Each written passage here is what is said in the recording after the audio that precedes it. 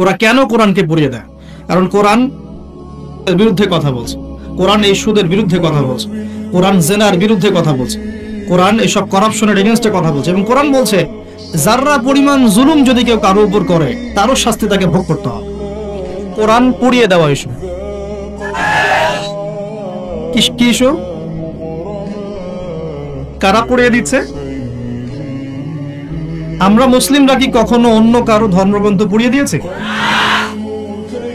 আমরা বরং এই কথা বলি যে কোন মুসলিম ততক্ষণ পর্যন্ত মুসলিম হতে পারবে না যতক্ষণ পর্যন্ত সে ঈসা আলাইহিস সালামকে নবী বলে স্বীকার না করছে। আমাদের চাইতে নবী ঈসা আলাইহিস সালামকে কেউ বেশি সম্মান করে? আমরা বলছি কেউ মুমিনই হতে পারবে না, মুসলিম হতে পারবে না যদি সে ঈসা আলাইহিস সালামকে আল্লাহর নবী বলে স্বীকার না করে। এখন তার অনুসারী দাবিদাররা তাহলে কেন কোরআন পুড়িয়ে দিচ্ছে? উত্তর, কোরআনুল কারীম তাদের বিকৃত ধর্মচর্চা এবং সারা বিশ্বব্যাপী তাদের জুলুম নির্যাতনের বিরুদ্ধে কথা বলছে বলেই তারা কোরআনের বিরুদ্ধে ক্ষোভ ছাড়ছে। এখন যেমন তাদের মধ্যে জেনাটা হালাল, যে যার সাথে ইচ্ছা জেনা করতে পারে, আর আল্লাহ পাক কোরআনে বলছেন জেনার ধার কাছেও যেও না। তাদের কাছে সুদটা হালাল, সুদটা ওদের কাছে বৈধ এবং সুদ দিয়ে তারা চলে, অন্য রক্ত চুষে খায়। সুদের ফলাফলটা অনেকটা ঢাকা শহরের মতো। কিসের মতো? একটা অংশ দেখবেন দিন দিন রিচ হচ্ছে, দিন দিন রিচ থেকে রিচার হচ্ছে একটা অংশ, আর একটা অংশ দিন দিন প্রভার্টি এবং ডেস্টিটিউশনের মধ্যে যাচ্ছে। প্রত্যেকটা বড় বড় শহরের এই চিত্র। সুদের মধ্য দিয়ে সারা বিশ্বের একটা অংশের মানুষ দিন দিন ধনী হয়েছে। সবার ক্ষতি হয়নি, কিন্তু ধনীরা আরো ধনী হয়েছে, আর গরিবরা দিন দিন তাদের অর্থ সম্পদের মান হারিয়েছে, তাদের অধিকার হারিয়েছে, তাদের জীবনযাত্রার মান কমে গেছে, প্রভার্টি এবং ডেস্টিটিউশনের মধ্যে চলে গেছে দরিদ্ররা। তারা এক কথায় বলতে পারি দাসত্বের শৃঙ্খলা আবদ্ধ হয়েছে, অর্থনৈতিক দাসত্বের শৃঙ্খলা আবদ্ধ হয়েছে। এটা ব্যক্তি থেকে শুরু করে সমাজ, কোন কোন ক্ষেত্রে রাষ্ট্র পর্যন্ত দাস হয়ে গেছে। আপনারা কি শ্রীলঙ্কার কথা জানেন? দেশটা যে দেউলিয়া হয়ে গেছিল, কেন হয়ে গেছে? মূল কারণটা কি? দুইটা কারণ। বল, কয়টা কারণ? অনেকে তিনটা চারটা কারণ বলেন। অর্থনীতিবিদ যারা আছেন, আমাদের দেশের বড় বড় অর্থনীতিবিদ যারা আছেন, তারা 4টা থেকে 5টা কারণ বলেন। আমি স্টাডি করেছি, কিন্তু আমরা ইসলামিক সেন্সে দেখি 2টো কারণ। কয়টা কারণ? 1 নাম্বার দুর্নীতি। 1 নাম্বার কি? দুর্নীতি। 2 নাম্বার হচ্ছে রিবা বা সুদ। ব্যাস, যথেষ্ট। বাকি যেগুলো অপরিকল্পিত প্রজেক্ট ইত্যাদি ইত্যাদি, এগুলো অত মেজর কারণ নয়, এগুলোকে সামাল দেওয়া যেত। মূল কারণ 2টো, একটা হচ্ছে করাপশন বা দুর্নীতি, একটা হচ্ছে রিবা বা সুদ। ওরা কেন কোরআনকে পুড়িয়ে দেয়? কারণ কোরআন বিরুদ্ধে কথা বলছে, কোরআন এই সুদের বিরুদ্ধে কথা বলছে, কোরআন জেনার বিরুদ্ধে কথা বলছে, কোরআন এসব করাপশনের এগেনস্টে কথা বলছে। এবং কোরআন বলছে যাররা পরিমাণ জুলুম যদি কেউ কারো উপর করে তারও শাস্তি তাকে ভোগ করতে হবে। একজন মানুষ বা একটা জাতি যদি অন্য কোনো জাতির উপর সামান্য জুলুমও করে, সেই শাস্তি আল্লাহ পাক তাকে ভোগ করাবেন কি করাবেন না? এবং সারা বিশ্বের দিকে তাকিয়ে দেখেন যে সারা বিশ্বের প্রত্যেকটা সেক্টরে তাদের জুলুম চলছে কি চলছে না? চলছে কি না? এই কারণেই তারা কোরআনের বিরুদ্ধে এত ক্ষোভ। তো এই বিষয়টা কি সারা বিশ্বে এখন হাইলাইটেড ইস্যু না? সারা বিশ্বে এই বিষয়টা নিয়ে খুব কথাবার্তা হচ্ছে না? এটাকে আমরা বলি ব্লাসফেমি, অর্থাৎ ধর্ম এবং ধর্মগ্রন্থকে অবমাননা করা। কিন্তু চিন্তা করবেন না, আল্লাহ রাব্বুল আলামিন নিজে এই কোরআন হেফাজতের দায়িত্ব নিয়েছেন। আল্লাহ পাক সূরা হিজরে বলেছেন, ইন্না নাহনু নাযালনা যিকরা ওয়া ইন্না লাহু লাহাফিজুন। নিশ্চয়ই আমি এই কোরআন নাজিল করেছি, এই কোরআন হেফাজত করার দায়িত্ব কার? আল্লাহর। এখানে আমি আপনাকে আরেকটা পয়েন্ট দেখিয়ে সামনের দিকে যাব। এবার ওই দিক থেকে চেহারাটাকে আমাদের দিকে ফিরিয়ে নিয়ে আসে, মুসলিমদের দিকে তাকান। মুসলিমদের মধ্যে কত পার্সেন্ট মানুষ এখন 5 ওয়াক্ত নামাজ পড়ে? কত পার্সেন্ট মানুষ বিশুদ্ধ করে কোরআন তেলাওয়াত করতে জানে? মুসলিম পরিবারগুলোর মধ্যে কত পার্সেন্ট পরিবারে ইসলামিক পর্দা চালু আছে? মুসলিমদের মধ্যে কত পার্সেন্ট মানুষ হালাল খাওয়ার চেষ্টা করে, হারাম থেকে বেঁচে থাকার চেষ্টা করে? মুসলিমদের মধ্যে কত পার্সেন্ট যুবক এখন জেনা থেকে বেঁচে থাকতে পেরেছ? মুসলিমদের মধ্যে কত পার্সেন্ট যুবক 5 ওয়াক্ত নামাজ পড়ো, ইসলামের বেসিক জ্ঞানগুলো জানো, কোরআন তেলাওয়াত করা, হাদিস পড়তে শেখা, হাদিসের চর্চা করা, কোরআনের তাফসীর পড়া, অনুবাদ পড়া? মুসলিমরা এই বেসিক কাজগুলো কত পার্সেন্ট মানুষ করছে? এদিকে আমাদেরকে বেশি ফোকাস করতে হবে। একটা অমুসলিম সমাজ কোরআনের উপর আক্রমণ করছে, পুড়িয়ে ফেলছে, এটা বেশি কষ্টদায়ক নাকি একটা মুসলিম পরিবারে জন্মগ্রহণ করেও এই বিগত 30-40 বছরে কোরআন পড়তে না শেখাটা বেশি লজ্জার? কোনটা এবার বলেন? একটু চেহারাটা আমাদের দিকে ফেরা নেবা, আয়নার সামনে দাঁড়াই। অমুসলিম, সে কোরআন সম্পর্কে কিচ্ছু জানে না এবং কোরআন তাদের চলমান জাহেলিয়াতের বিরুদ্ধে কথা বলছে, রাগে কোরআন পুড়িয়ে দিয়েছে। বুঝলাম কাজটা খুবই খারাপ, জঘন্য কাজ এবং নিন্দনীয়, ব্লাসফেমি। এটা সারা বিশ্বে একটা মানবতা বিরোধী অপরাধ। এই কাজটা অপরাধ কিনা? আচ্ছা, এখন মুসলিমদের দিকে তাকিয়ে দেখুন। আমি এখন মুসলিম পরিবারে জন্ম নিয়েছি, 20-30-40 বছর আমি কাটিয়ে দিলাম মুসলিম পরিবারে। জন্ম নেওয়ার পরেও, মুসলিম পরিবেশে থাকার পরেও, কোরআন সুন্নাহর বয়ান শোনার পরেও, জুমার নামাজ পড়ার পরেও, ঈদের নামাজ পড়ার পরেও, রমজানের রোজা রাখার পরেও, আলেম ওলামাদেরকে পেয়েও আমি যে কোরআন তেলাওয়াত করতে জানি না, এখন আমাকে কি করা উচিত? উত্তর দেন। এখন আমার কি করা উচিত? কে বড় অপরাধ করেছে? কে বড় অপরাধ করেছে? আমি মুসলিম পরিবারে জন্মগ্রহণ করেও কোরআন পড়তে জানি না, আমি কি বেশি বড় অপরাধী? নাকি যে ব্যক্তি কখনো কোরআন চেনেই না, জানেই না, যে কোরআনকে অবমাননা করছে, কে বড় অপরাধী? আল্লাহ রাব্বুল আলামিন সূরা ফুরকানের মধ্যে বলেছেন যে আল্লাহর রাসূল সাল্লাল্লাহু আলাইহি ওয়াসাল্লাম আমার উম্মত, মানে আমাদের উম্মতে মুহাম্মাদের বিরুদ্ধে আল্লাহর কাছে অভিযোগ পেশ করবেন। কার বিরুদ্ধে? এই যে উম্মতে মুহাম্মাদের বিরুদ্ধে আমাদের নবী মুহাম্মদ সাল্লাল্লাহু আলাইহি ওয়াসাল্লাম একটা অভিযোগ পেশ করবেন। আল্লাহ পাক তাকে বলবেন, হে মুহাম্মদ সাল্লাল্লাহু আলাইহি ওয়াসাল্লাম, তোমার উম্মতের কি হয়েছিল, কেন বিভ্রান্ত হলো? নবী সাল্লাল্লাহু আলাইহি ওয়াসাল্লাম তখন বলবেন যে ইন্না কওমি ইত্তাখাযু হাযাল কুরআনা মাহজুরা। পড়ে দেখেন সূরা ফুরকানে আমাদের নবীজি বলবেন, হে আল্লাহ, আমার উম্মত এই কোরআনকে, যা তুমি আমার প্রতি নাজিল করেছো, এই কোরআনকে অবজ্ঞা করে পরিত্যাগ করেছিল, এই কারণে তারা আজকে পথভ্রষ্ট হয়েছে। এবং নবী সাল্লাল্লাহু আলাইহি ওয়াসাল্লাম আল্লাহর কাছে আক্ষেপ করবেন, অভিযোগ পেশ করবেন যে আমার উম্মতকে আমি কোরআন দিয়ে এসেছিলাম, কিন্তু তারা সেই কোরআন চর্চা করে নাই, পড়ে নাই, কোরআনের হক আদায় করে নাই, এই কারণে তারা আজকে পথভ্রষ্ট হয়েছে। তাহলে আমাদের নবীজি আমাদের বিরুদ্ধে আল্লাহর কাছে ক্ষোভ ছাড়বেন না? তো প্রথম যে শিক্ষাটা আজকে নেওয়া উচিত সেটা হলো,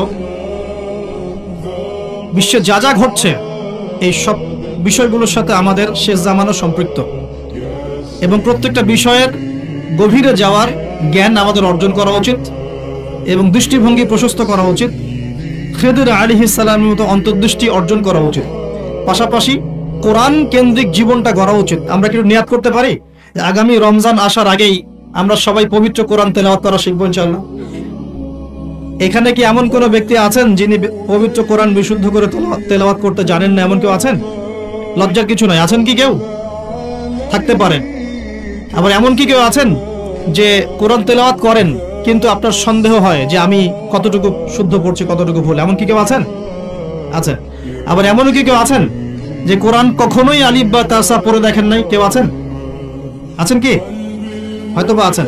আর একটা কথা বলি, এমন কি কেউ আছেন যে কোরআন পড়তে জানেন, মুখস্থ করেছেন মাশাআল্লাহ কিছু দূর, কিন্তু কোরআনের অর্থ বোঝেন না? এমন কেউ আছেন?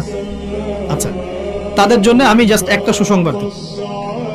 ইনশাআল্লাহ তাআলা আল্লাহ পাক যদি সবকিছু ঠিকঠাক রাখেন, রমজানের 30টা দিন অনলাইনে আমি 1 থেকে 2 ঘন্টা করে ক্লাস নিব ইনশাআল্লাহ। এবং এই 2 ঘন্টায় দুটো জিনিস শেখানো হবে। এক, যারা পবিত্র কোরআন একদমই তেলাওয়াত করতে পারে না, উইদিন 1 মান্থ তারা কোরআন তেলাওয়াত করা শিখবে ইনশাআল্লাহ। আমি শেখাবো ইনশাআল্লাহ। আপনাদের শিখবেন ইনশাআল্লাহ? একটা কোর্স। সেকেন্ডটা হচ্ছে যারা কোরআন তেলাওয়াত করতে জানেন, কোরআন তেলাওয়াত করতে জানেন কিন্তু কোরআনের অর্থটা বোঝেন না, ইনশাআল্লাহ 1 মাসে তো খুব বেশি কিছু শেখানো যাবে না, কিন্তু 1 মাসের মধ্যে ইনশাআল্লাহ তাআলা আমি আপনাদেরকে এমন একটা কোর্স করাবো ইনশাআল্লাহ 30 দিন কমপক্ষে কোরআনের 40% অর্থ করতে পারবেন ইনশাআল্লাহ। বলবেন যে 1 মাসে কিভাবে সম্ভব? হ্যাঁ সম্ভব, যদি আমি আপনাকে পথ দেখিয়ে দেই এবং আপনি এই জ্ঞানটা অর্জন করে বাকি সারাটা বছর চর্চা করতে থাকেন এবং স্থানীয় ওলামায়ে কেরামদের সাথে সম্পৃক্ততা রাখেন, মাদ্রাসার সাথে সম্পৃক্ততা রাখেন, আপনি পারবেন ইনশাআল্লাহ।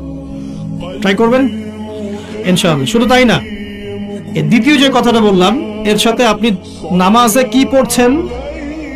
কি পড়ছেন এটার সম্পূর্ণ অর্থও শিখবেন ইনশাআল্লাহ। পাশাপাশি দৈনন্দিন যে দোয়া কালামগুলো এগুলোর অর্থ শিখবেন ইনশাআল্লাহ। পাশাপাশি আপনি তুলনামূলক আরবি ব্যাকরণ শিখবেন এবং কোরআনিক গ্রামার শিখবেন, কোরআন থেকে গ্রামার। যেমন একটা এক্সাম্পল দেই আপনাকে, একটা এক্সাম্পল দিয়ে সামনে যাই। সূরা ফাতিহা সবার মুখস্থ আছে না? সূরা ফাতিহার মধ্যে মোটামুটি ভাবে দেখা যায় 15-20টা কিন্তু শব্দ আছে, ঠিক আছে? এই 15-20টা শব্দের অর্থ এবং গ্রামার যদি আপনি জানেন এবং বোঝেন, তাহলে আপনার জন্য সুসংবাদ হচ্ছে এই যে সূরা ফাতিহার এই শব্দগুলো কোরআনে বারবার ঘুরে ঘুরে ঘুরে প্রায় ৭,৮০০ বার রিপিট করা হয়েছে।